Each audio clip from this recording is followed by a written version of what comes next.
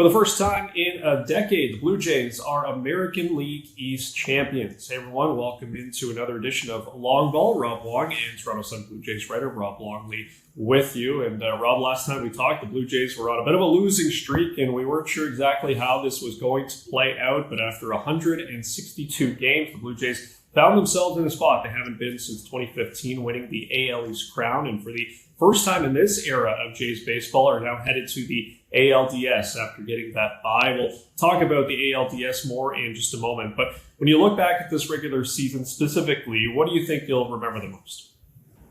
Probably the resiliency, Rob. I mean, for a team to go from last to first, for a team to go from 74 wins to 94 wins, for a team that, you know, a lot of people had almost written off after last year, to come back the way that they did, it takes a lot of things to go right, first off, and you know, it takes some additions, but it really takes an internal look at one another and look in the mirror and sort of figure out a way to improve. And they did that, you know, and they came out to start the season with a belief that they could have some success. And then as the season went along, the sense of chemistry that developed was really strong. They believed in each other, like I said, but more importantly, when they were behind in games, they never sort of felt that they could lose. And you know, when a team gets that sort of self-confidence and you get guys up and down the lineup, especially towards the bottom of the lineup, guys who haven't really had this kind of accomplishment in the major leagues, like Nathan Lucas,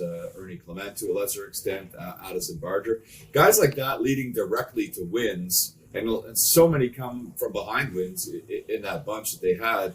Then you start to feel like you're around something special, and I think that just sort of manifested itself, and it really showed up again in the final week of the season when the Jays had to win their final 4 games to clinch a division that 2 weeks ago looked like it was a sure thing. So yeah, when I look back at this team, I think they were so easy to be embraced by the fan base, and a lot of that had to do with the way they won those games and come from behind fashion. That resolve, that resiliency, that sound like cliches, but they were very much a part of the DNA of the 2025 Toronto Blue Jays. And again, I think that's why the fans really fell in love with this team. And we certainly saw it over the final homestand, especially games on Saturday and Sunday. The Rogers Center was as lively as I've seen it since 2015, and in some ways even more so. And I would expect that sort of explosion of love and fandom and noise to continue Saturday and Sunday when the ALDS begins. Well, as John Schneider said it in his speech there before the celebration, that they did it their way with some expletives. You left out a word, Rob. You left out a word. Yeah. I can't say that on this network, unfortunately, but he was very passionate. He loves giving those speeches. Clearly, it means the Blue Jays are doing well. So because of the bye, the Blue Jays have given themselves the luxury of setting up their rotation any way they want for the ALDS. We saw the Blue Jays give Kevin Gausman the ball in game 162. Unfortunately, not one of his best performances. It was on regular rest. He will get extra rest here if he is the game 1 starter for Saturday. We've got Shane Bieber in the mix as well. I'm sure there are some people even throwing out Trey Savage's name based on how he has looked so far in his major league career. But if you're John Schneider, Rob, who are you giving the ball to in game number 1?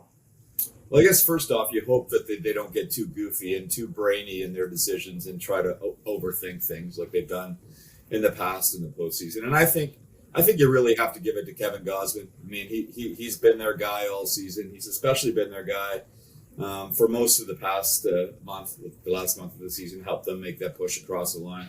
Yeah, you're right. He wasn't at his best on Sunday, but you know he's feeling strong. He is a veteran leader on this team, and frankly deserves the ball in game 1. You could certainly make a case for Shane Bieber, and I would fully expect that he would get it in game 2.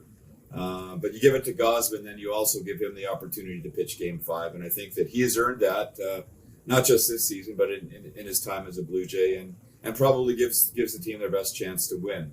Now, it'll be interesting to see how the team manages the rest of it, and what sort of a leash Gausman will be on. If he struggles a little bit like he did on Sunday out of the gate, when do you go to Eric Lauer, who's been such a great story for this team? At least you've got a guy in the bullpen that can help you, can give you a bunch of innings. And, you know, probably an untold story of this team over the past couple of weeks was the improvement of the bullpen. So it'll be interesting to see how they manage the starters through games.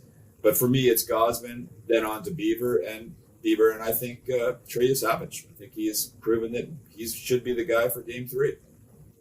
Well, I think the Jays feeling pretty good about some of those guys right now, and especially some of those guys you mentioned, like Eric Lauer and a few of the bullpen arms who really turned it on here over the last couple of weeks to get them into this position. Should be a fun week, Rob, talking about rosters and all different kind of matchups and not having to stress out about a wild card series and watching the Yankees and Red Sox beat each other up for the right to come to Toronto on Sunday. As always, leave your thoughts in the comment section below for Rob Longley and Rob Wong. Thanks for watching, and we'll talk to you on the next one.